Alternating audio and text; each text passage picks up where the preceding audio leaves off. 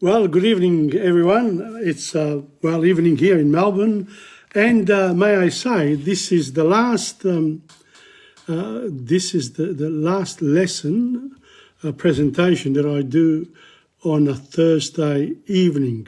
The time will change to 11:25 a.m. to 12:30 p.m. in the middle of the day. So from next Thursday, that's the way we're going to do it. And the reason was simple. I thought that I would, first of all, welcome to TomPadulaTV on YouTube and Insegna Booksellers. This is Tom Padula, and I'm going to deliver this evening it's actually presentation number 13 of world history. Now, the reason why world history is because in my years in the education field, I've always thought about history and how it sort of gets ignored here, especially in Australia, in Australian schools, because the way people tackle history is via themes, particular themes, the Saxons, this,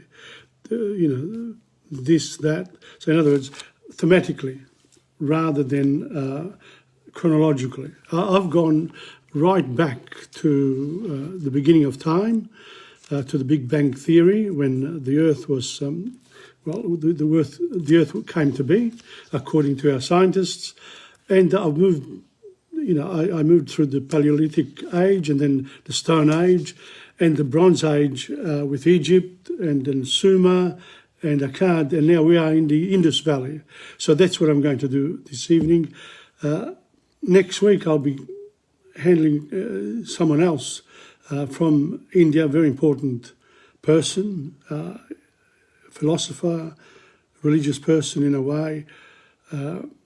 So let's prepare for Buddha next week. But this time here I'm going to read from one other of the textbooks that I have and comment on what they say about the Indus Civilization from earlier times up to the Bronze Age, because then when the Hittites, we haven't covered those yet, found iron ore and made steel out of it, then things started to really change around. But the Indus Valley is, close enough to the Tigris-Euphrates civilization of Sumer and Akkad. So there must have been some sort of connection between the two. So it's very important that one remembers that. Now, I don't have all the answers. You have to do some of the work. You're interested in history? Look it up. Just take the lead from me and then go for it. It's beautiful. We've got Professor Google now providing all the answers. So that's one. The second thing I'm going to do is last week, because of Christmas, I sort of changed the program a little bit, and but I'm going to return. I'm not going to do the Indigenous people before the invasion this week. I'll pick it up later because this week is Christmas time, and next week it'll be New Year. So I'll be, I like to do things about the festivities in our midst. So that's what I'm going to do now. Is read from Banjo Patterson. I've divided the actual poem of the Men from Snowy River into 5 parts. So I'm going to do part 3. So if you go back to my presentations, you'll be able to pick up on those, and you can read yourself The Men from Snowy River, and you can also watch. There's been a lot of work done on it. It's a beautiful Australian story, really. The third bit is I've been, this week I was with Dora Marchese and Rino Marchese, my good friends, musician. Dora was married to, Angela passed away, so we're together for a long time. But we sang some Christmas carols, including one from Australia. I love it. So I notice here that a couple of people have come on. Libby Petrella, thank you very much, and Salvina Matosovic is watching. I'm very happy that you are with me. You know, it's a pretty lonely road when you are talking for an hour and 5 minutes. But at 7:30 precisely, I start with what I've said. So finally, these lessons now have been transferred to Insegna.com. In the blog as well as on Facebook, and then if you go to Italian there, to the Italian books, further down there are some links. One of the links is to my TomPadula.blogspot.com, and there you will find also, if you go to the top, under lessons, these lessons come on. And so far I've done 15 cantos of Dante Alighieri's Inferno, 12 of this history one, and 6 of the Italian lessons. But the Italian lessons actually up to 10. My technician didn't have enough time, so I couldn't put them all up. But they'll be done as we go along. And don't forget, with Italian especially, it will take you a month at least to do one lesson at least, you know, to really get into it and understand it and put it into practice, because la pratica batte la grammatica, ma senza la grammatica non si può perfezionare o migliorare la lingua che usi o che vuoi imparare. I've just added che usi, that means English as well. So let's start. Let's start with the Indus Valley.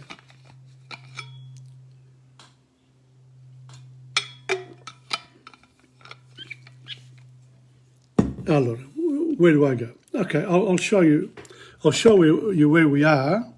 The Indus Valley is. So I'll just bring it up now here. Okay. There you are. This is where we are. And if I go back one, there. You can see there the Indus Valley. There's a Mohenjo-daro and Harappa. Those are the civilizations that were found. Now, the other thing too about all this, I'm going to show you. This is Buddha. That's what we're going to do next week. It's a big influence in the East, in Asia and across the world. This was one of the mud bricks before the Indus Valley was taken over by people from outside, and sort of they destroyed quite a lot. But this was Mohenjo-daro, you know, the actual excavation. So you can see they're pretty elaborate. There it is there, see? This one, and they also had, in Harappa, I think they had actual, you know, bathrooms and public bathrooms as well. A very elaborate plumbing system. Unbelievable what they used to do even in the Stone Age, well, in the Bronze Age. This is the Bronze Age. This is some of the artwork. See that? And this is, of course, the famous cow. This represents India in a way. Okay, so that's basically the big presentation there. Now I'll go back to me. And here we go. The Indus Valley, a flourishing civilization almost as old as Sumer, once existed over 500,000 square miles of the Indus River on the subcontinent of India. Its existence was forgotten until the 20th century, when excavations and study revealed large cities at Harappa and Mohenjo-daro. No one is sure where these people came from, but as both cities had been planned so well, it seems likely that their inhabitants had been used to organise community life long before they settled on the Indus. So the assumption is it didn't start here, but really it did. I believe there were people there from way back. Some scholars think that the founders were influenced by the Mesopotamian model. We haven't done that one, Mesopotamia, yet. It is certain that there were trade relations between Sumer and Indus Valley, Mesopotamia. Oh, well, that's the Indus. That's the Sumer Akkad. Mesopotamia is all that area. Okay, now, the two main cities of the Indus were Harappa and Mohenjo-daro. They were more than 400 miles apart. These were large cities, each more than 3 miles around, and both planned with straight roads and regular walkways. Quite a lot, a bit like Pompeii. Almost nothing was known about the Indus people until 1921, and yet it was the largest of the early civilization, stretching for nearly 1,000 miles. Big one. Yet it's been ignored. I don't know why, but this is what happens in history books. Some things come up. And I'm sure now, the way we've got technology now, everything's faster, including probably our discoveries that, that will be made around the world. And then an appreciation of native cultures from way back, from Stone Age times.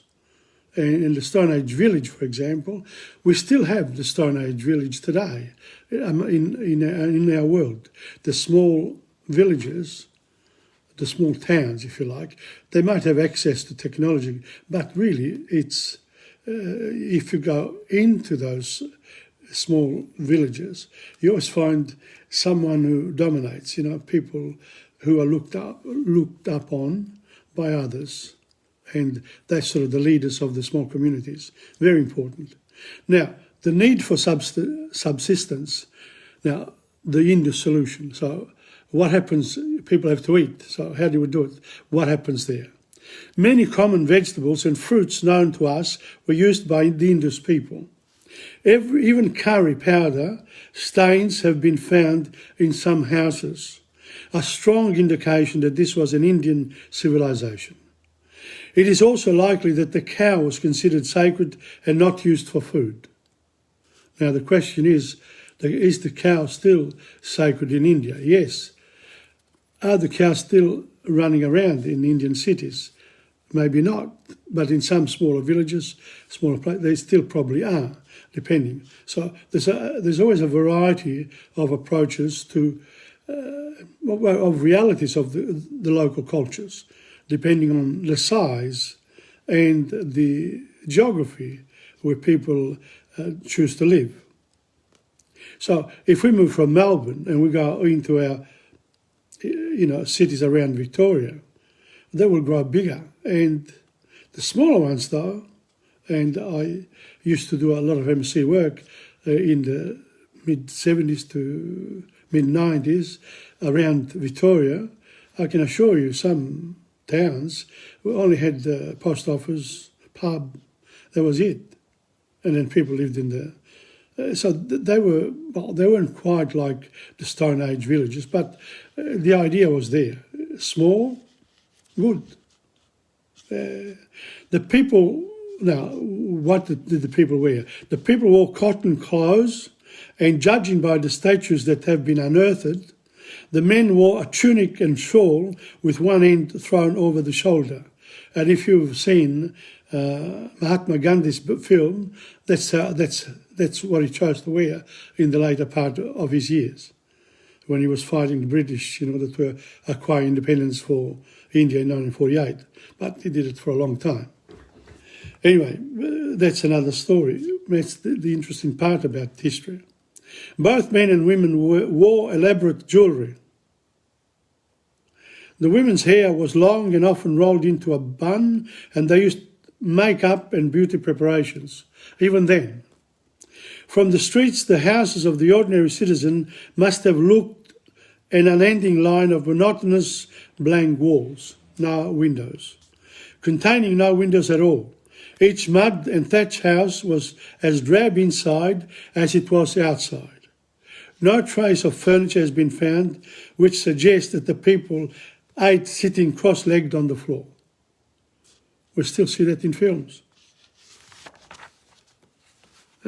it's incredible the way things still moves over the years. Now, the Indus solution in terms of communication. The language of the Indus Valley is unknown.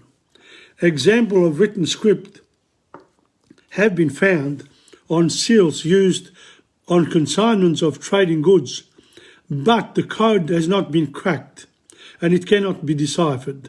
When the script is unravelled, a great deal more will be learned about this culture. I'm using a very old book at the moment, which I used to use in my teaching of history in the 80s, so 70s, 80s. That's how it is. But we can catch up. We can Google what is the latest development in the Indus Valley. Has anything else been found? Has furniture been found? That's the work that we can all do to become more aware of world history. And if progress has been made, share it. Go on your own Facebook page, do it. Just a little bit here. I've discovered this, that in the Indus Valley is this and that. That's how history then becomes a major part of our lives. Otherwise it gets ignored. Everyone lives in the now. And that's where I live too. Except there's a big past and there's a huge future ahead of us. Trading apparently took place between Mesopotamia and the Indus, and it seems likely that Africa also had a link with the Indian subcontinent. Isn't that beautiful? For the first time in the history book, somebody mentioned Africa. So we mentioned Egypt, North Africa, but Southern Africa, not much, remained in a Stone Age situation for millennia. Unless we discover something else, I don't know. You have to wait until the English, went to Africa, and then the history started, the Dutch, and etc. Trading apparently took place between Mesopotamia and the Indus, and it seems likely that Africa also had a link with the Indian subcontinent. Southern India and Persia certainly had commercial connections with the Indus. So this is what this historian is saying. The need for a culture, the Indus solution. Excavators have uncovered a central place of worship in each city. Around these buildings were smaller structures, probably rooms set aside for ritual washing. It is difficult to interpret the beliefs of a people whose language and writings are a mystery. But much of their religious ceremony seems to have included washing and purifying the body. Washing, that means drainage. Water available within the city. Pretty good. Statuettes found of a seated god could be of the Indian god Shiva, which has led some experts to think that the worshippers practiced yoga, the art of meditation that requires great physical discipline. So, have you done yoga? I haven't done it. Too lazy to start it. But a lot of people do yoga, and it's a great discipline. Meditation is good, but I meditate by doing things. Laid out in a rectangle like modern planned cities, Harappa and Mohenjo-daro had one or two major streets over 30 feet wide. Huge granaries, well aired and timbered with convenient loading bays, are examples of the Indus people's exceptional building skills. All their work was accurately squared, which suggests good systems of technical training for the builders. In fact, so solid were their bricks that they are used to this day as ballast on some Indian railway lines. They're still using the same method of, we're talking about here 2,000 years before the birth of Christ. So we're talking about almost 4,000 to 5,000 years ago. And things are still there. Okay, so looking across Mohenjo-daro to the citadel, the high mount is a Buddhist temple of later construction, but it crowns the highest point of Mohenjo-daro, where the strongest fortifications, 50 feet high, used to stand. So these are some of the notes here. Now, the Indus solution in terms of government, how do you govern a city like Harappa or Mohenjo-daro? Not much is known about the ruling class, but it seems likely that there was a priestly class with considerable power. Now, the priests, the religious, the spiritual part that we have in us, they tend to dominate in terms of governing people. Most people live day by day. But then there are some people who reflect deeply about the generic nature of communities. And then they say, oh, you know, we could do that, they could do this. They don't really want to work, if you know what I mean. They want to tell people what to do. So they become leaders.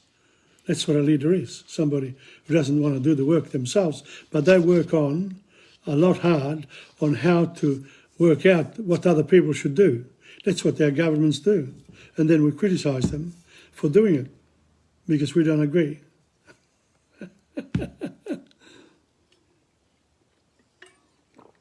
One of the Italian politicians used to say that power gnaws at the heart of people who don't have it. If you don't have power, you suffer inside because you want them to do what you say you want to do. But that's why they're there, because they enjoy the exercise of power. And power also includes sometimes convincing people, educating people, but also the use of force. Yes, force is part of that sort of a system to make people do things. Because, you know, our democratic systems have developed only recently, a couple hundred years, and it's still way behind, even though Greece, you know, Athens. But Athens at the time, when they say Athens had democratic government, was only the males, and was only people with property that had a say in the way things were run. Pure democracy, very hard. You've got to listen to everybody, it's impossible. But a form of democracy is necessary, so that occasionally things can be changed. And democratically means you don't use force. That's why the voting system. Otherwise, you have to, in years past, people used to fight, one group against the other. Just study Florence in the Middle Ages. And it's I cover that in Dante's classes on the Sundays, which will now be from 11:25 to 12:30, beginning this Sunday coming. So the day after Christmas at 11:25, if you want to come on, no one knows about it yet. I'm just announcing. I announced it last Sunday, but things take time before people actually know what you're doing. Anyway, here we go. So let's get back to this Indus solution in terms of the need for government. Not much is known about the ruling class, but it seems likely that there was a priestly class with considerable power. Although there is no direct proof, some authorities think the society was divided into a rigid caste system, a system of distinctions between one citizen and another, perhaps according to their kind of work, which prevented them from mixing equally and freely. There does seem to have been a large class of slaves. Now, I've taught Indian history in the mid-70s, and we did the caste system. There were 7 castes in India, and the untouchables were the bottom part, and people didn't want to have anything to do with them at all, because they did the dirtiest of jobs. And then the people right at the top, they were treated like gods. That caste system still hangs over India, including the cow. Interesting to study India a little bit more closely, because they will become very influential here in Australia. Inevitable that the Indian population in Australia will increase because of the attachment with the British Empire. They were ruled by Britain for 300 years. There's a lot of understanding the bureaucracy, the mentality, etc. And they're very good bureaucrats too. Very good with, So Indian study of India becomes a necessary thing. Now I've got to go back here to check. Sorry about this. Now and then I need to do this because, there we are. Let's hope I got it right. Yes, no, no. I do it every time. I don't understand why, but that's the way it is.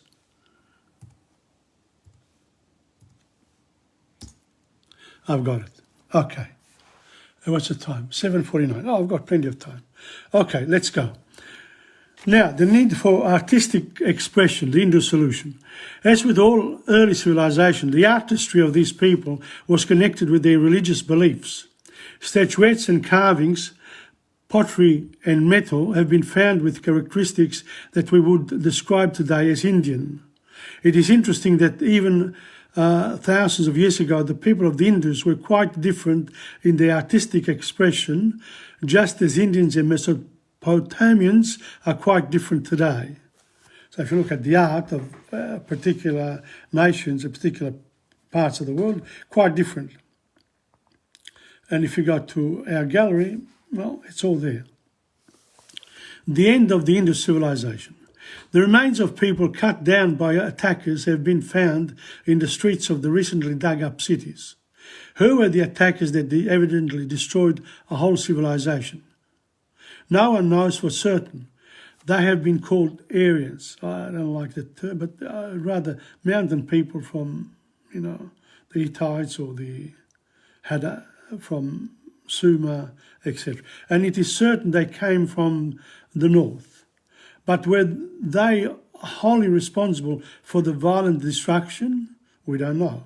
Perhaps the cities themselves became disorganised and weak through frequent attack, too weak at the end to rebuild the walls and start again.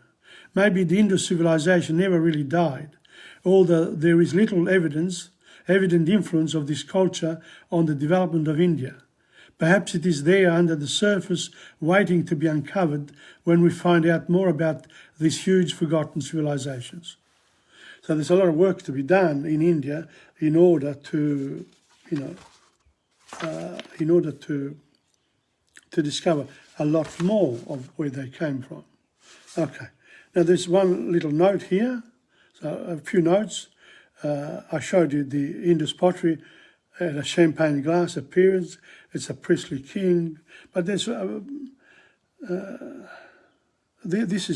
one is prepared to say that the Aryans from the north destroyed the cities of the Indus, but there is reference in northern Indian literature to a race of people that came into the Indus plain and destroyed the forts of the inhabitants. It is certain, though, that this area was next occupied by an Indo-European race called the Aryans. In one unexplained migration of people, mentioned briefly in the last chapter, the Aryans took control of all the land of the Indus Valley. The great civilization that existed there passed from human memory until recent times. So what is this historian trying to prove? He's trying to say there's no purity in the sense of, when a civilization comes to an end. But there are changes that occur. The changes that occur are part of the development. Life does not go back. So therefore, when you look at history and the way people explain history, including our own history, personal histories, there are changes. Sometimes there's twists and turns. And then in the end, you become wise. In other words, what is wisdom? Wisdom is when you acquire wisdom, when you learn to take the blows and to move on. It can't be helped. You get an earthquake, you get tornadoes, you get human misery of all types. You've got to keep going. That's how humans came through the Ice Age. But there were different types of people in different circumstances.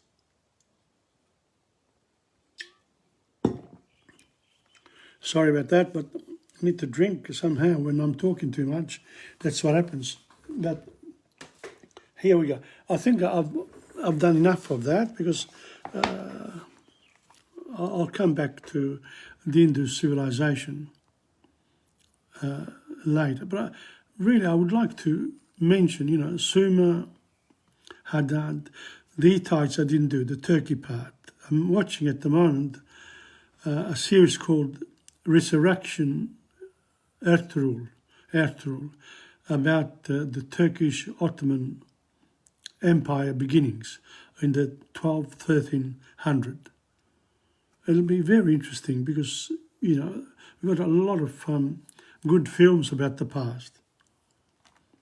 But when you watch these movies, without an idea of the chronological history of the world, you miss a lot. You miss a lot. I think doing what I'm doing now is sort of what's required all around. So, the men from Snowy River, I read from the beginning up to, but nowhere yet such horsemen have I seen. That was part 2. This is part 3 now. So he went. They found the horses by the big mimosa clump. They raced away towards the mountain brow, and the old men gave the orders, "Boys, go at them from the jump. No use to try for fancy riding now. And Clancy, you must wheel them. Try and wheel them to the right.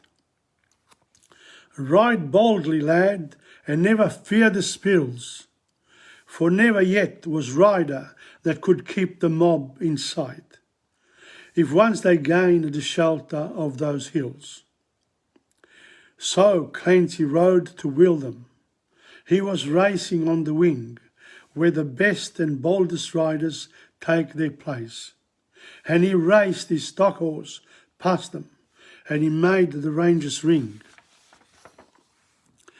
with the stock whip as he met them face to face. Then they halted for a moment, while he swung the dreaded lash. But they saw their well-loved mountain full in view, and they charged beneath the stock whip with a sharp and sudden dash, and off into the mountain scrub they flew.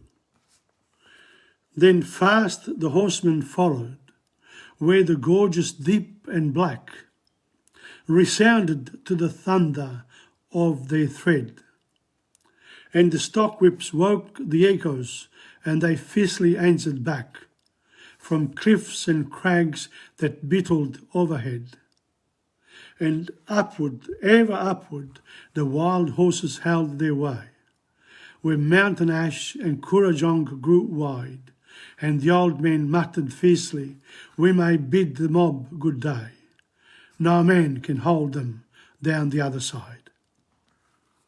That's the men from Snowy River, section 3. If you read the whole lot, it's probably more interesting, but will I stop here? Yeah, I'll stop here. Maybe will I change my mind and read the rest of it? Why not?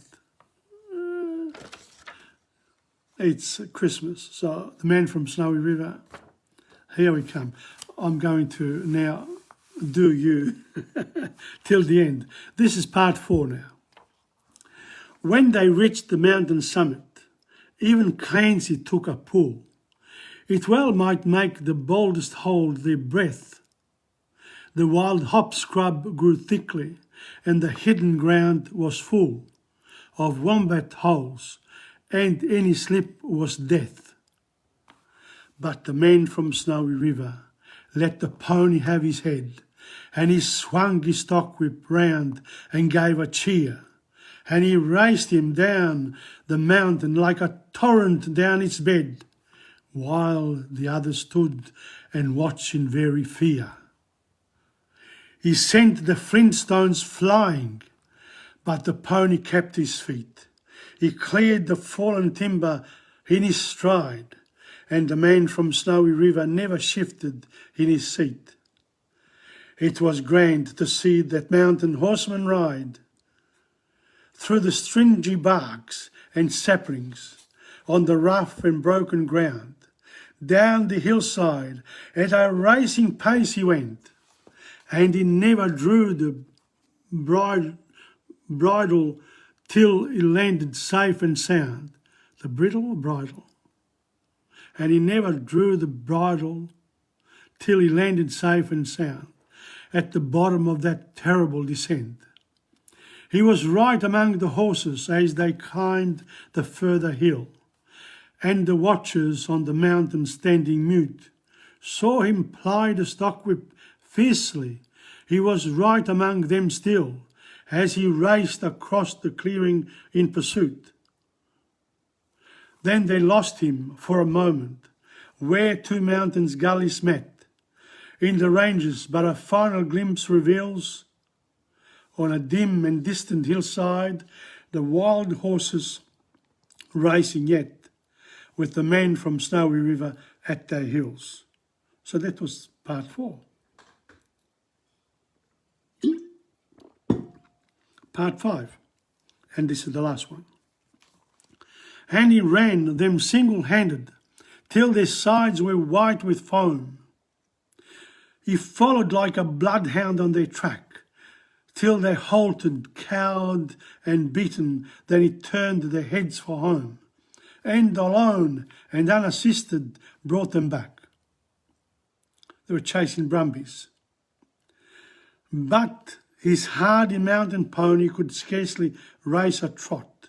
He was blood from hip to shoulder from the spur, but his pluck was still undaunted, and his courage fiery hot, for never yet was mountain horse a cur. And down by Kosciuszko, where the pine-clad ridges raise their torn and ragged battlements on high, where the air is clear as crystal and the white stars fairly blaze at midnight in the cold and frosty sky, and where around the overflow the reed beds sweep and sway to the breezes and the rolling plains was wide, the man from Snowy River is a household word today, and the stockmen tell the story of his ride. That was the man from Snowy River. We did parts 3, 4 and 5 in one hit. Now, this particular book is from this gentleman here. There is I.B. Patterson. Les Murray, he lives in Brunswick, so thank you very much, sir.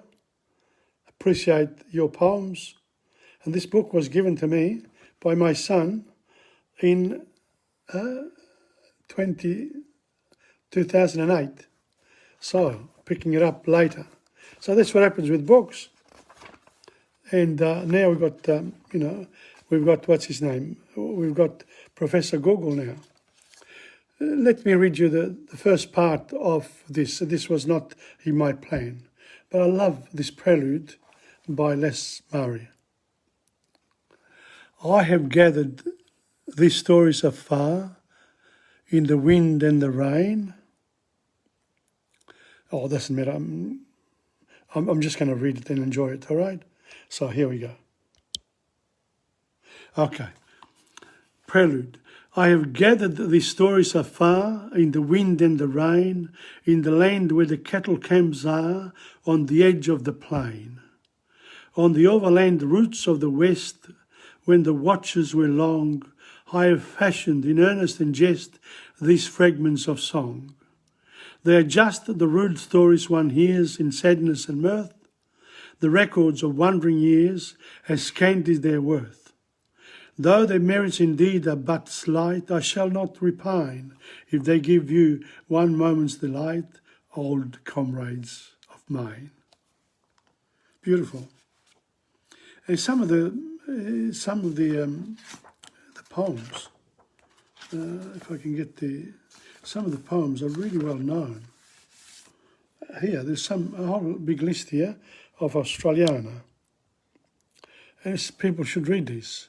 The Men from Snowy River, Clancy of the Overflow, Conroy's Gap, the Geelong Polo Club, the Travelling Post Office, Saltbush Bill, A Mountain Station, The Man Who Was Away, The Men from Ironbark, on Riley's Run in the droving days, Lost, Over the Range, The Boss of the Admiral Lynch, A Bushman's Song, How Gilbert Died, Shearing at Castlereagh, In Defence of the Bush, A Bush Christening, How the Favourite Beat Us, Come by Chance, Jim Carew, Rio Grande's Last Race, By the Great Gulf Water.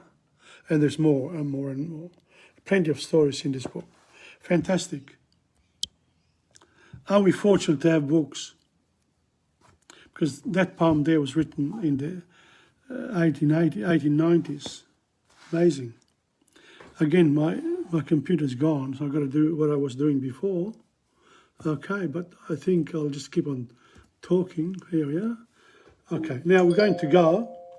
We're going to go and celebrate Christmas now. I love this part. Because I'm using you know, a bit of technology here in my favour. So here we go. Hold on.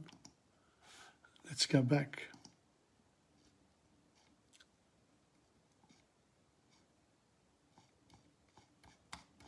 I'm going back. Okay, here we go.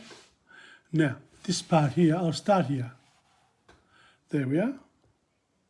Well, I put a bit of... I had some people coming in for books today, but we'll do that later. Okay, all right, here we go. This one here first. Okay. That's Dora Marchesa there. She plays the mandolin and the ukulele. And she teamed up with her husband, Angelo, who passed away. And that's Reno, the son.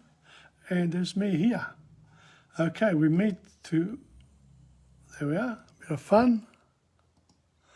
And then we come to our Christmas celebrations here. Here we go.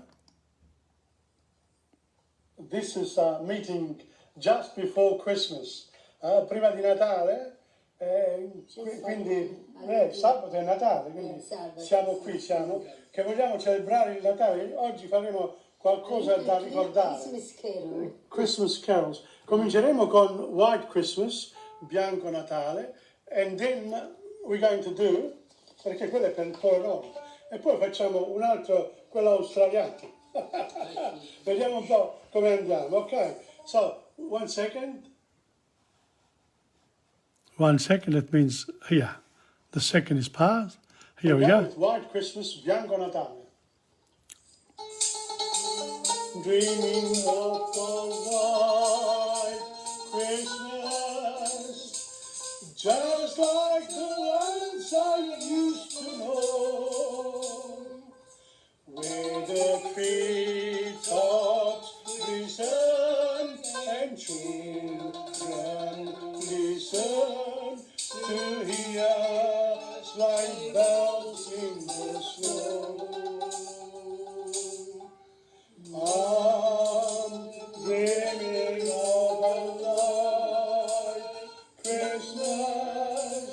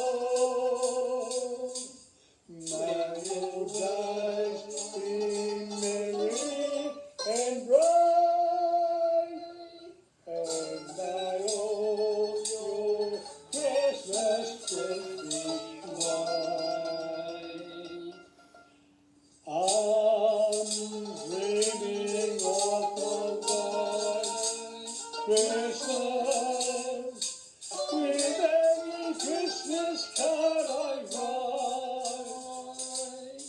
May your days be merry and bright, and may all your Christmas days be bright.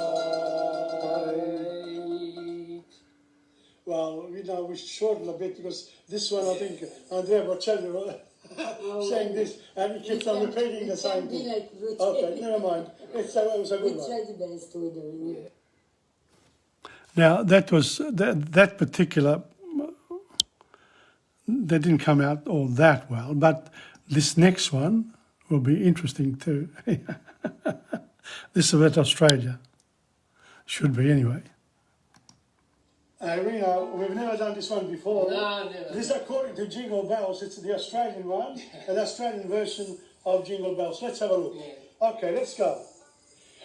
Dashing through the bush in a rusty golden ute, kicking up the dust, Esky in the boots, Choppy by my side, singing Christmas songs. It's summertime and I am in my cigarette shorts and thongs. Oh, jingle bells, jingle all the way. Christmas in Australia on a scorching summer's day. Hey, jingle bells, Christmas time is here. Oh, what fun it is to ride in a rusty golden ute. Engines getting hot, goes the kangaroos. Smokey comes abroad, he's welcome to too. All the family's there, sitting by the pool.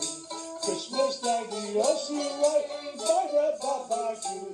Oh, jingle bells, jingle all the way. Christmas in Australia, a scorching summer's day. Hey, jingle bells, Christmas time is good. Oh, what fun it is to ride in a rusty golden ute. Come, grandpa, as I dash, the kids and Uncle Bruce are swimming in their clothes. The time comes around to go.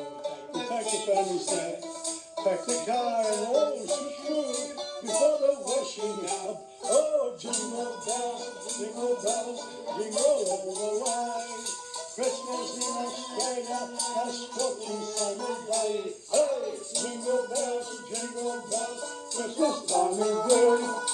Oh, what fun it is to ride in a rusty golden ute. What a beauty. This is the first time we've actually played it and sang it. That's it. First time. Okay, well, first time is a good time, and that's it for now. That's it. A lot of this is all done very quickly, You only got an hour or something and we fit it in and we just go for it, really. There's no... But the idea of having fun in your own environment is great. And, that's the way it should be, really. Singing is also a profession, of course, and the people who front up to the audiences, they have to be well prepared. They've got music, etc. But that doesn't prevent you from singing and making your mistakes. Who cares? But the advantage now with social media, you see people warts and all.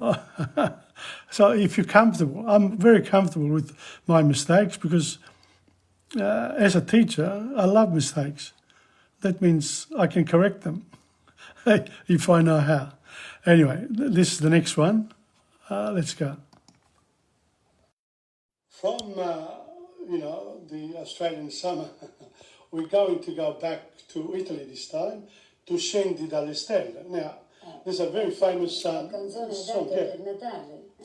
You Come Down from the Stars, written in 1754 by Sant'Alfonso Maria de Liguori, who was born in Naples in 1696 and died in 1787. So he was, 91 when he died.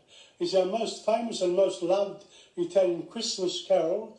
Its music is based on a folk theme traditionally played by on zamponia, on the bagpipes. Now, several years later, De Liguori wrote another Christmas song based on the same tune, but with Neapolitan lyrics in order to make its message more clear to people who only spoke dialect.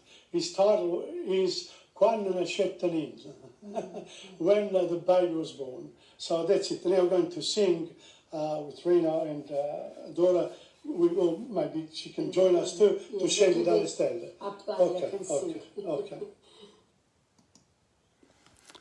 So here we go. Well, Tu scendi dalle stelle. Come on, let's go.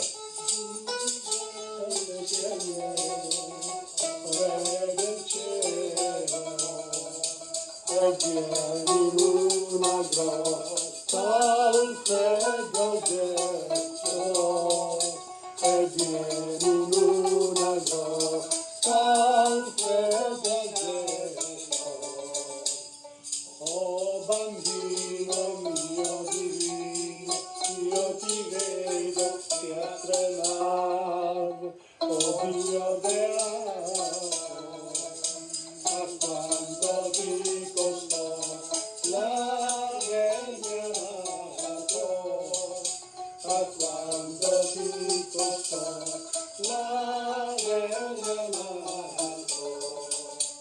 A te che sei del mondo il creatore, lontano pane e cuore, oh mio Signore,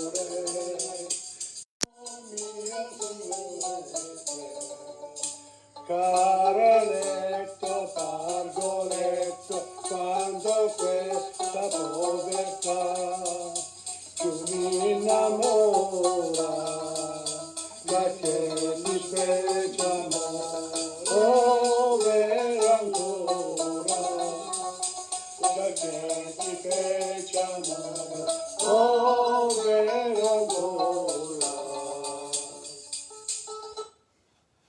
Well, that was well, to Scendi dalle stelle. It's actually a longer one, but I only had a couple of the stanzas. So, but the idea is that to Scendi dalle stelle is must be sung at least once during the Christmas period.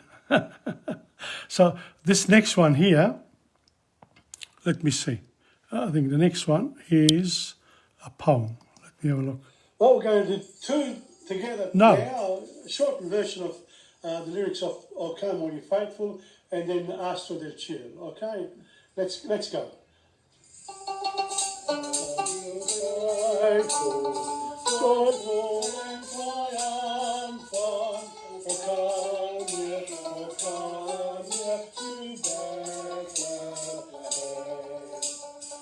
Oh, come and behold him, born the King of angels. Oh, come and do the glory.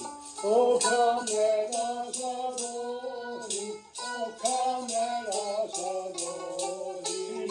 Christ the Lord. Oh, come, all the faithful.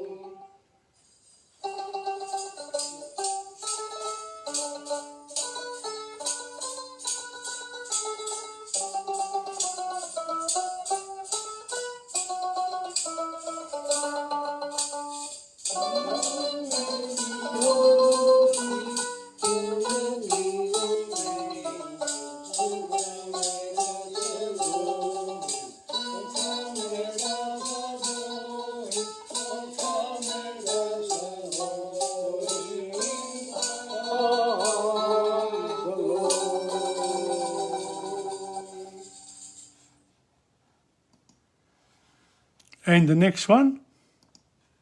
Here we're following up with Astro del Cielo. Eh sì.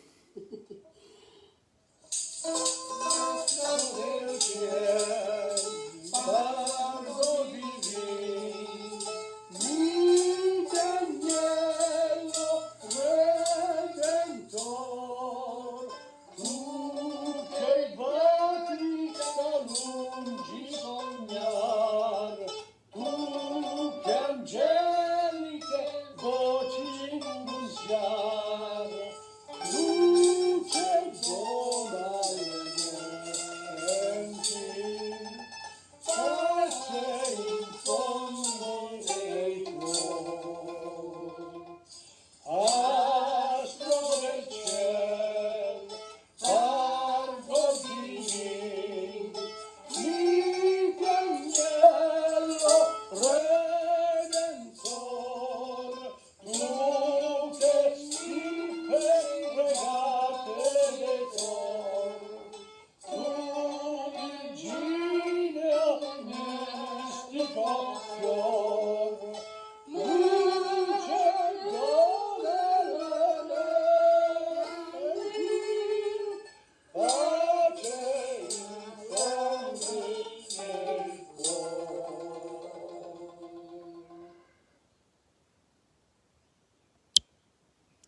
The spirit of Christmas means that you try something. Doesn't matter, it's sort of, you have to have joy in your heart to do these things. And it's important that you express yourself like we're doing here. People can criticize, of course, but at the end of the day, what's important is the actual activity that we do in order to honor Christmas. And here it is. Whilst Dora is playing, I'm going to read a poem that I wrote in 1993. It's called Buon Natale a tutti. Buon Natale a tutti voi, in famiglia o con gli amici, o con chi avete conosciuto ovunque vi trovate. Buon Natale da questo mio focolare, a casa vostra. Buon Natale in questa vigilia. Buon Natale con le preghiere. Buon Natale vicino all'albero e con i doni per gli altri. Buon Natale in una chiesa dove trovi un presepio illuminato, dove la gente tiene una candela appiccicata e tutti cantano Gloria in excelsis Dei. Buon Natale sul sagrato, quando scambi il segno della pace e della speranza, di fratellanza e di amore. Buon Natale anche quest'anno, quando ci sono i disoccupati e quelli che hanno difficoltà, ed aggiungo, e tutte le difficoltà dei lockdowns del 2021. Buon Natale da Babbo Natale, che durante la notte visita tutti i bambini, buoni e cattivi, così loro possono tutti partecipare, fare un'esperienza positiva d'amore. Buon Natale da vicino alla mia porta, dove il trifoglio dà un benvenuto, dove dentro ci sono i profumi di preparazione per il pranzo. Buon Natale anche ai commercianti che realmente creano l'atmosfera del periodo di Natale, con le vetrine tutte addobbate e i negozi colorati. Buon Natale ai caritatevoli che visitano gli ospedali, le case degli anziani, le prigioni, le famiglie bisognose. Buon Natale anche ai ricchi, a tutti quelli che stanno bene materialmente, agli ottimisti, a coloro che possono aiutare gli altri. Buon Natale con amore e stima, buon Natale con il rispetto, buon Natale a chi ha la fede diversa, ai musulmani, ai buddisti, agli induisti. Buon Natale a tutte le genti credenti e non.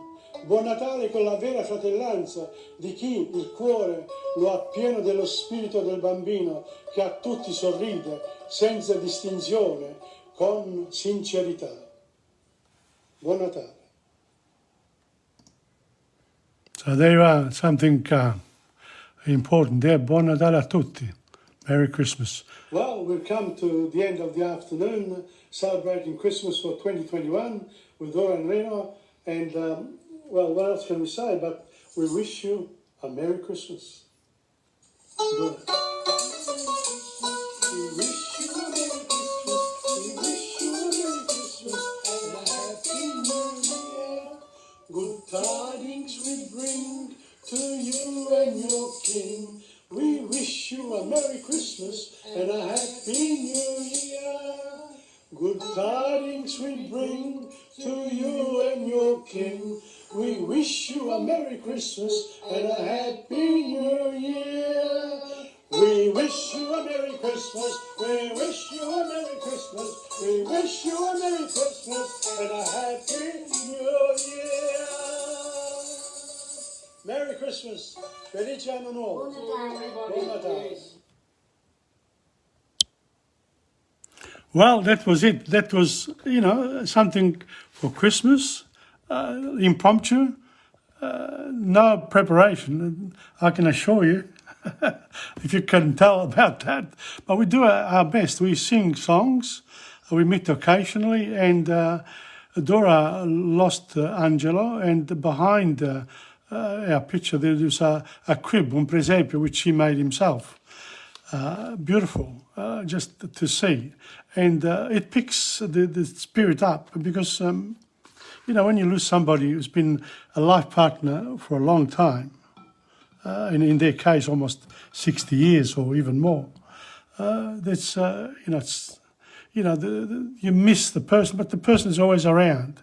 The spirit is forever until we pass away ourselves. Then we know, well, let's hope there's something up there. Who knows? We're not going to find out until we get there. Welcome to Antonio Danzi. Ciao. Grazie che sei venuto. But you can watch this again now. Once I recorded, well, I put the link back on Facebook, and you'll be able to access this on my Facebook page, of course. This particular presentation was, it's not part of the history, but it is. It's our history. The history we make every day. Every day we live is somehow a history, and it's up to us to remember the things that we do, the ordinary things that we do. No one else will do it, and therefore the study of history becomes essential. An appreciation of history, if you are Italian background or Greek background, Chinese background, from wherever you come in the world, the history of your own background strengthens your identity. And that's why in today's world, a lot of nations now are making a big effort to find out a lot more about their Stone Age beginnings. Can I say something about the Indigenous people?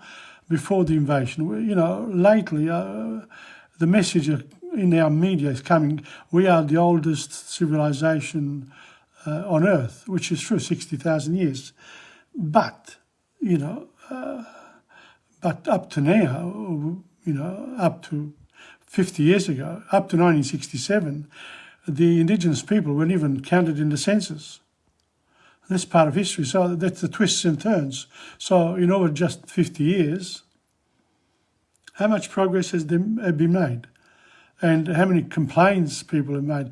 We should have done this, we should have done that. So the idea is to appreciate that we are here because of what has happened. And to say, I want to be compensated or whatever for the mistakes that were made 100 years ago. It's a bit hard. So I would say, let's appreciate each other's efforts.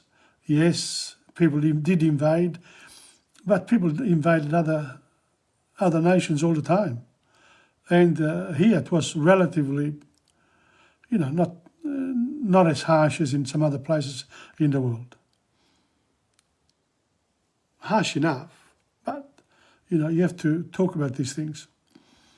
Now, going back to what I'm doing, I have moved now, after today, I am moving all my programs to 11:25 a.m. on Tuesdays, Thursdays and Sundays. So from next Sunday when I do Dante Alighieri, 11:25 to 12:30. However, these presentations get recorded through Facebook Live, and they get put aside as well. The link remains, so you can access what I've said today in the future. Moreover, I understand that if Facebook goes down the page, it's very hard to follow what I do as time goes by. So we transferred these particular presentations, which are important, to Insegna.com. That's my business, the book business. And in there's a blog section. There are also 3,500 book covers that I've put up. You can have a look at them. You don't have to buy them, just look at them. Familiarise yourself with it, because that's going to be the driver of these lessons, the Italian lessons especially. Because with the Italian lessons, I've started right at the beginning, and as you move along, I do the 9 parts of speech. I'm doing the verbs at the moment, and I've done the future tense, present and future. I'm going to do the past tenses. Then I'll do the phonology, the syntax. So in other words, my presentations of language or language studies is in English, in order for us to understand how English works as well. And then we can improve it as you learn about other languages. So if you know Italian, you can improve it. If you don't know Spanish, you can start it the way I do, with the 9 part of speech. So it's important to follow the lesson from lesson 1. Yes, I've done it, tick. Lesson 2, I've done it. Taken me 3 weeks, good, tick. Lesson 3, and to do that, you go to Insegna.com. There, in the Italian section, there is a link to TomPadula.blogspot.com. That's another website in which I have poetry, articles. I've been around for a long time online, and therefore my material is not seen by a lot of people, really. I mean, you need to have a whole organisation behind you for people to access it. Then Facebook limits your reach, the people that you can reach, unless you share my work. If you share it to your friends, then I get more views. Otherwise, you can't. 25, 30, 40, that's it. But when you share it, that's important to me. Very important that you share my work, because without that sharing, okay, thank you, Antonio Danzi, and thank you, Stephen Ross Ferreira, for coming on. I'm almost at the end of it. It's 8:32. I'm about to finish off. Thank you for coming. I'll repeat, these lessons now will be in the morning, 11:25 a.m. For all the 3 to 12:30 p.m. in the middle of the day. Okay, nothing changes. They will still be recorded, but I have changed it so that I have my evenings free for going dancing. There you are. On that note, buon Natale a tutti, auguroni, divertitevi, stay safe, of course, goes without saying, and may the Bambino Gesù look after you. Okay, ciao, arrivederci. TomPadulaTV on YouTube and Insegna Booksellers.